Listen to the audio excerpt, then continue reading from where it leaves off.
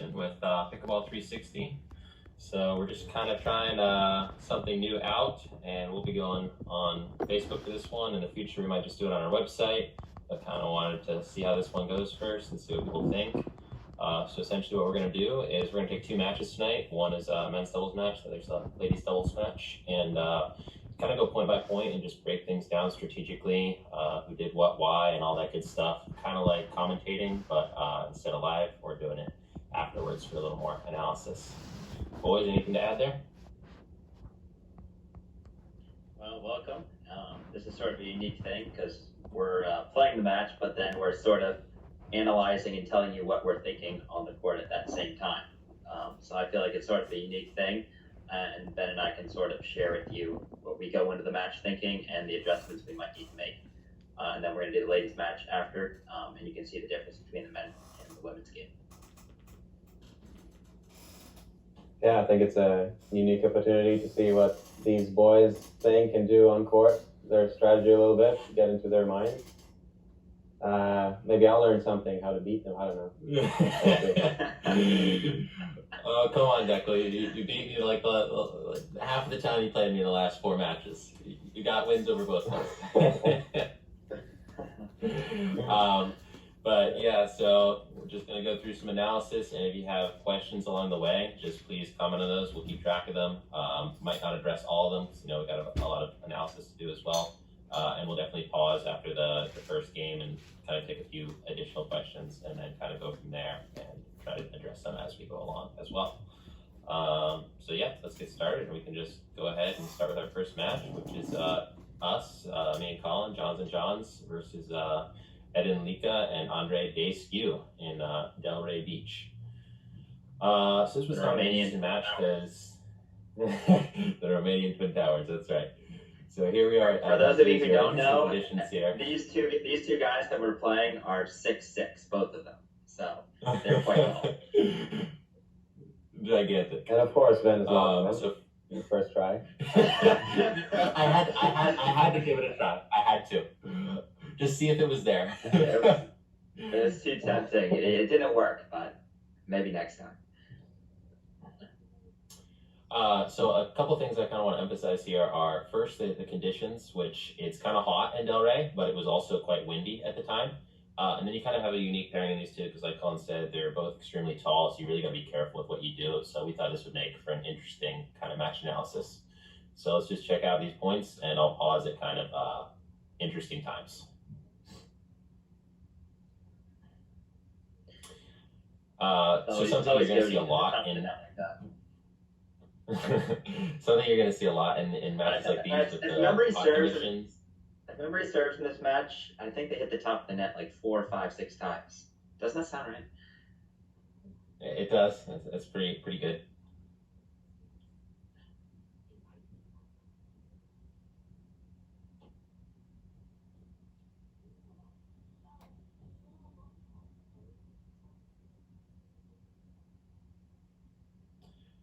So what you're going to see a lot of here is driving the ball on the thirds, and I think that's just because warm conditions plus windy makes for good drives a lot. Windy because you got to be more exact with your third shot drops, and kind of the only time they are being conservative on their thirds and just going for drop is when it's short in the court and low, just because then you're driving upwards, which isn't great, and it's easier to control when you're shorter in the court.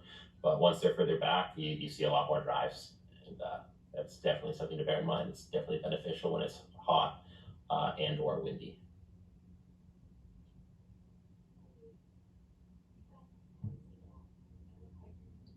So when you're playing a team like this, ahead of time, we're going to have somewhat of a game plan.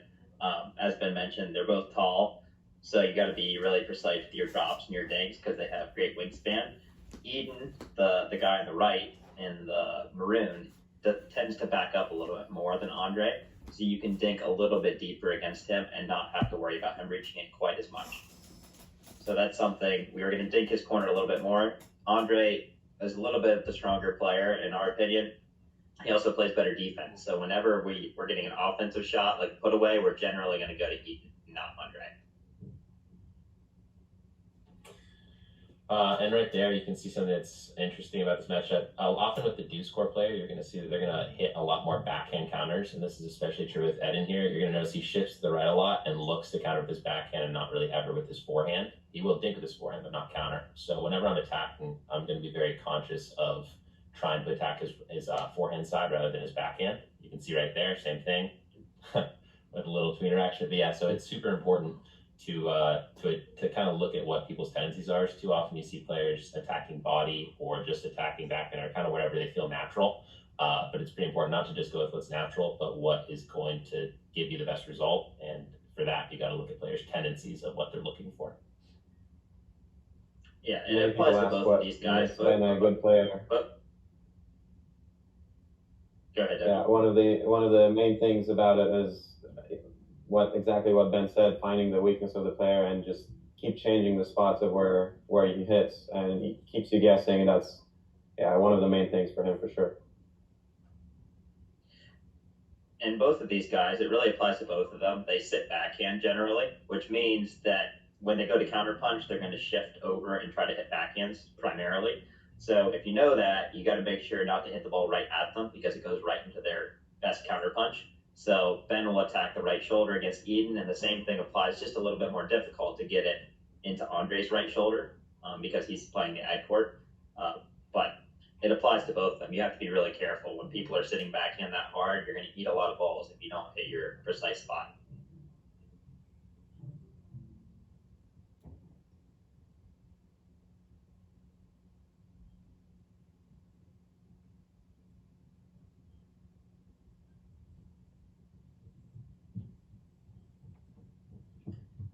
Usually people have to jump for an erne. Andre can just take a step because he's 6'6".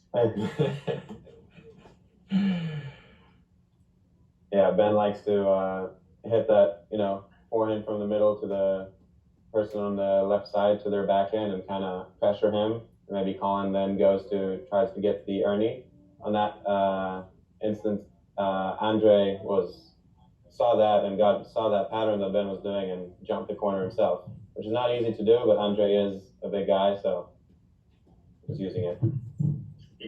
Yeah, when you see someone take a forehand from the middle, like Deckel just said, and it looks like he's going to redirect over to the backhand corner, if your timing is very good, you can erne it. It's just your timing does have to be exceptionally good because the ball's coming from cross court, not down the line. Also, one thing to note there is the reason I do that and why I think it's good for a lot of players to do that, especially from the middle ball position, is that you have a lot of options with it. You can kind of push them wide, you can attack body, you can attack middle, or you can even pull it into the deuce score player. So just by virtue of having that many options, you make people feel a lot more pressure just because they know they have to cover a lot of things. And then another thing that you really want to notice in a lot of these points is that because both teams are stacking the whole time, even on the returns, you're going to notice that we're going to be driving to the open court a lot on the third ball if they're having to run cross court. So that's definitely a good play. It seems like an obvious play, but it definitely gives you some opportunities in a lot of cases. But on that note, one thing to kind of shore up that if you are stacking on the return, you're finding you're having trouble getting there, down the line return is the most important thing. You don't want to return cross court because it's just giving your opponent the line. So try to avoid that in that situation and you should be all right. Yeah, we always stack, me and Ben. So generally speaking, we're going to return either down the line or down the middle. That way we don't have to deal with that shot that Ben just said.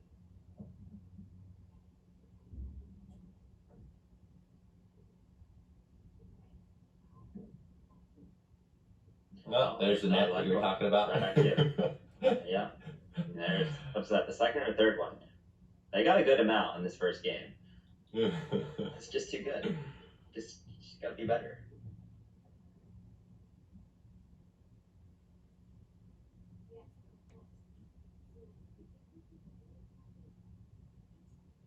So, kind of and then Ben got the what I just did. Hey, easy. It's not always on purpose, but yeah, especially when the ball is hot like that, it's hard to put the ball away. A drop shot can be very useful, especially if they're far behind the line. Just because when the ball is that soft, you have trouble putting the ball away with a normal kind of overhead. But of course, you got to be careful with it because you don't want to just let your opponent in either. There you can see Ben trying to find Lika's forehand again. Yep. He went for it again on that last one, missed that one. But yeah, like Deco just said, he's always looking to put it right into that right shoulder so that Eden can't counter with the backhand.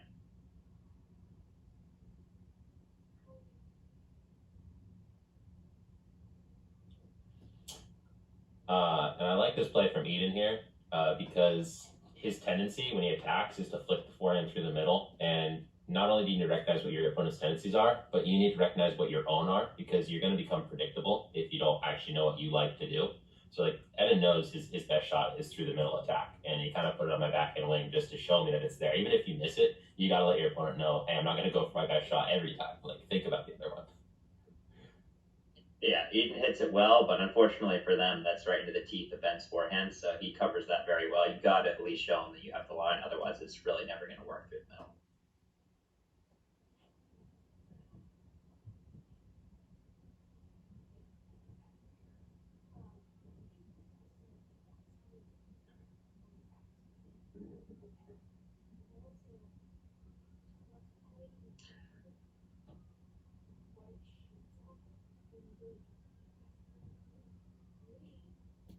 Let's pause here for a second.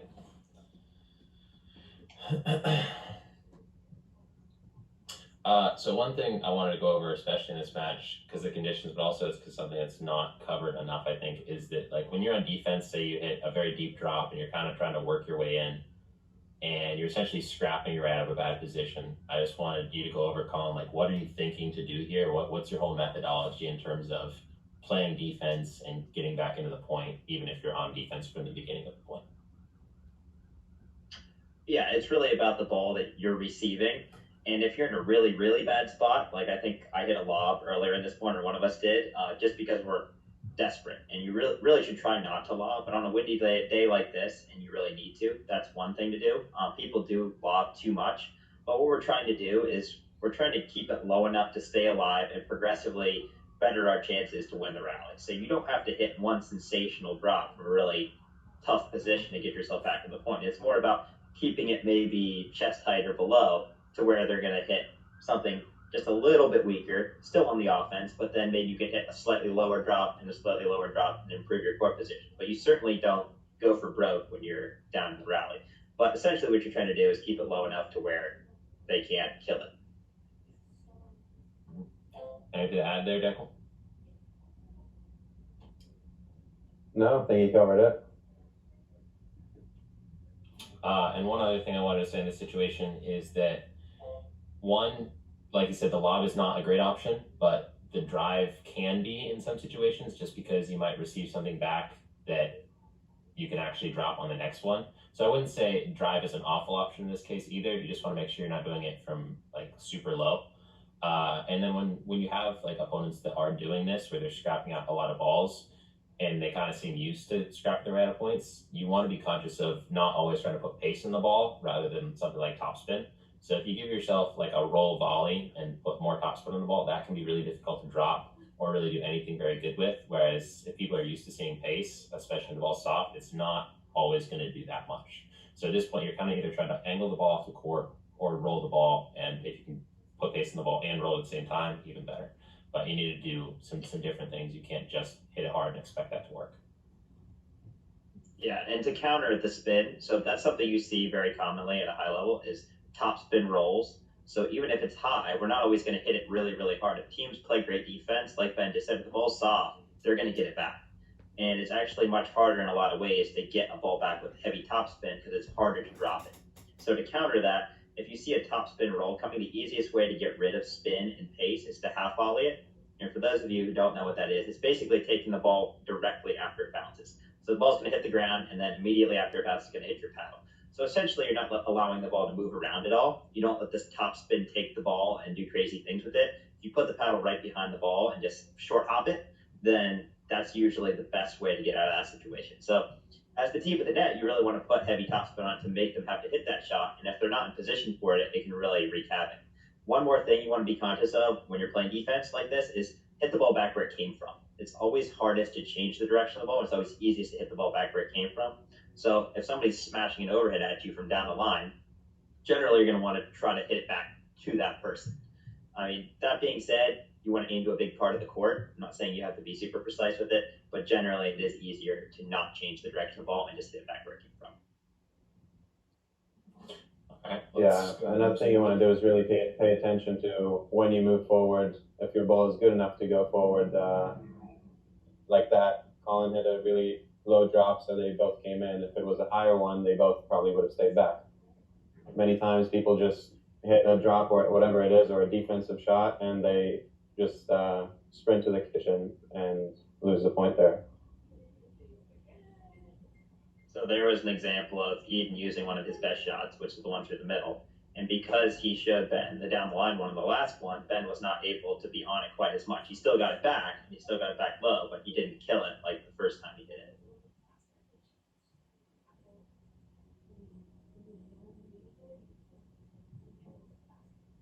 See, they recognize a better shot. See, Andre's trying to move in.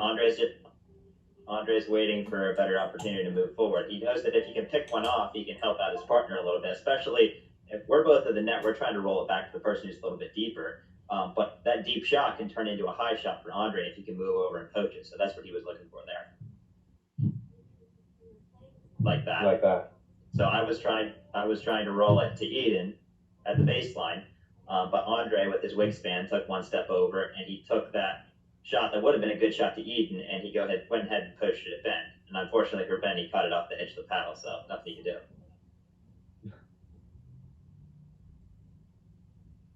Same thing here. So Andre's still looking, seeing if he can push something, and they got back in. It's a good reset.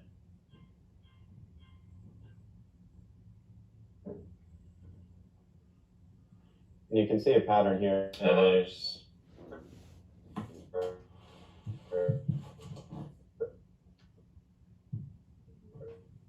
one bet and Connor than Andre, so they try to really keep him back and get Andre out of it.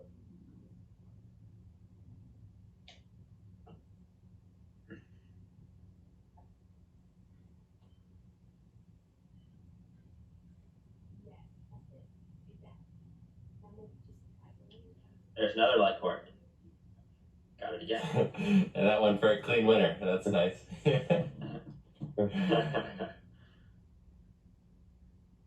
I just love people giving the Janzai a battle.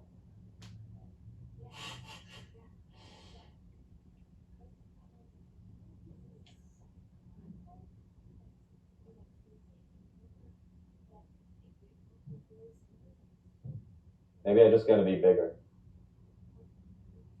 Or longer. You're big enough, Or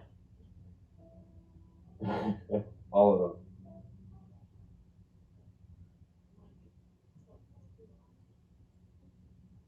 Okay, so we're seeing a lot of the same pattern.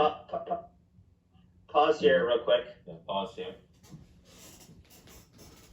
So I just want to observe something. Go back and replay this point. Most people are taught to dink short, and that is true to an extent because you don't want them to take it out of the air and be offensive. But what you'll see in this point is a lot of deep dinks, and the reason we can do that is because we're threatening the attack. So a lot of times we're taking a big windup on this, and watch, Ben's one of the best at this. I think the best at this, with his big windup swing, and you're not really sure what's coming. So they might dig a little deeper there, but they're on their heel. See how Eden's off the line because he's scared of the attack that's coming. So you can dig a little bit deeper as long as you're threatening an attack. The shortest dinks are not always the dinks that do the most. It's actually good to probe a little bit deeper if you can get away with it.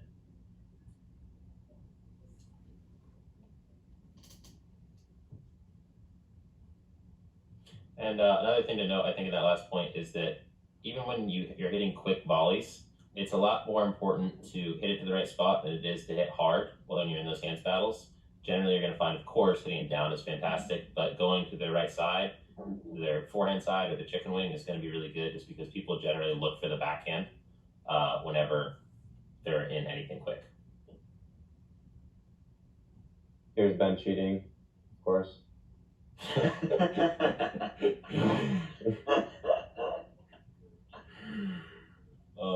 Well, you definitely do not want to cheat the Romanians. I mean, have you seen Eden? I I don't want to pick a fight with the Incredible Hulk. No. For sure not. All right. So on that last shot, Andre jammed me into my right hip, right shoulder, and there was no chance the ball was going in. And I would have liked to let it go, but from that angle, I just had no chance to let it go. So I had to try to fight it off. But it's a great play by him because he's forcing me to hit it, and it's just a really hard shot to defend.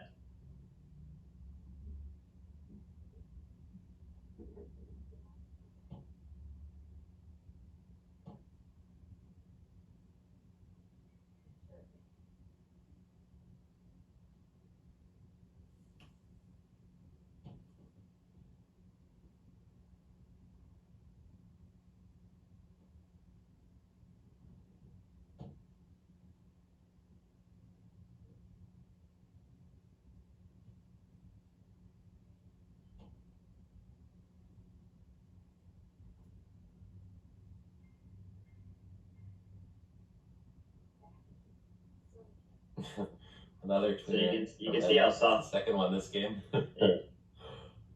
So you can see how soft the ball is, though. When they're on defense and we're hammering it at them, the ball's really not doing much. So when it's hot, a lot of times you really gotta hit 2, 3, 4 really good shots before you actually win the point.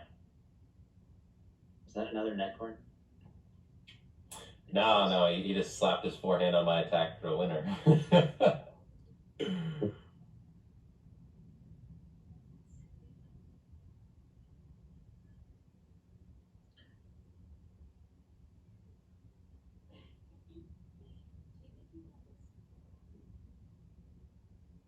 All right, so you can see the score is pretty tight right now. It's 8-all in the first game.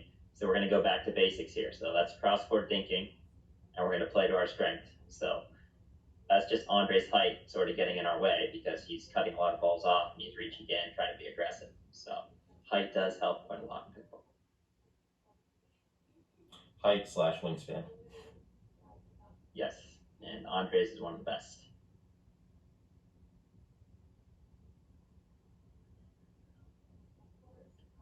And again, some good defense from them.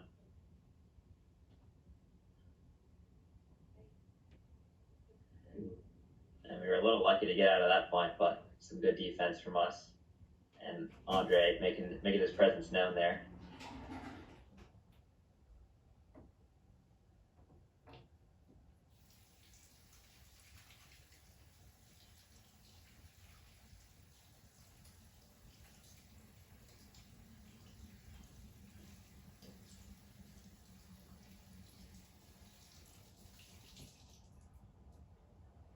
So I believe we were with the win this first game, Ben. So I felt like you hit that one pretty well. I hope there's a way I Just can mute out the toilet flush. Close the door, please. Jeez.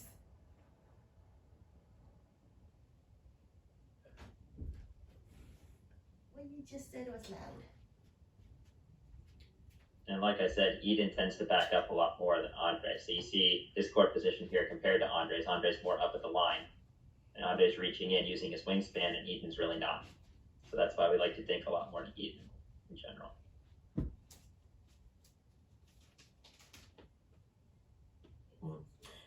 And there's It's a nice Eden little using play his there. I best like shot that one. here. Background of all this too, these guys. Yeah, and not only his best, but he did it at the right time, which was kind of when I was moving back to cover my line. So whenever somebody's momentum is going one way, hitting it the other way, it seems obvious, of course. But if they have to change their momentum to hit a shot, that can really throw off the shot that they're hitting. So it's good to bear in mind which direction they're moving. And there you can see And on Collin that, I got the recognizing ball. Eden is far back and hitting the dinks really deep in the court, and then Eden popping one out that was consistent from back there in the court. Sounds like someone just. Yeah, flushed and the if you toilet. hit enough soft rollers like I do to Eden cross court typically, then you can really put it on Andre's body once in a while. You don't really want to abuse that shot because Andre will be on it. But like I won the last point with, I could put it on his body quickly because it looks exactly like that cross court top spin dink roll that I hit. Well, that was a good point all around. And Andre, I remember he barely missed that. He missed it by an inch.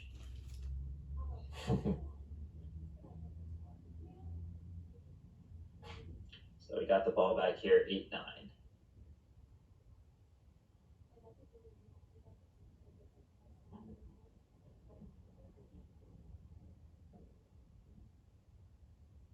And same thing there. Reach out over the line, make it look like my topspin dink roll, and then put it under body.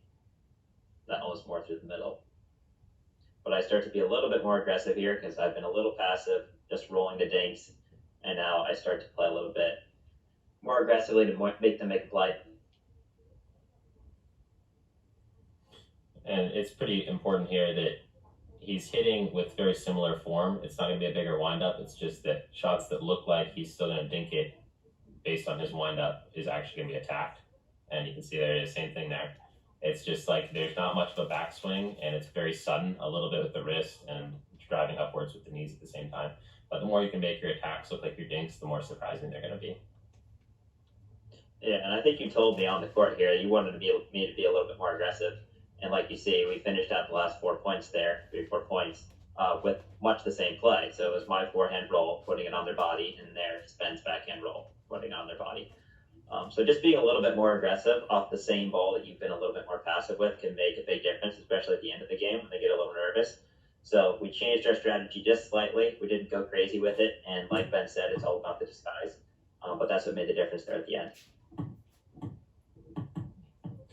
Yeah, so I think we're going to stop this match here and just go on to the ladies' match. But before we do that, if you guys want to ask some questions about anything we just said or that match, then we can kind of take those before we start the next match.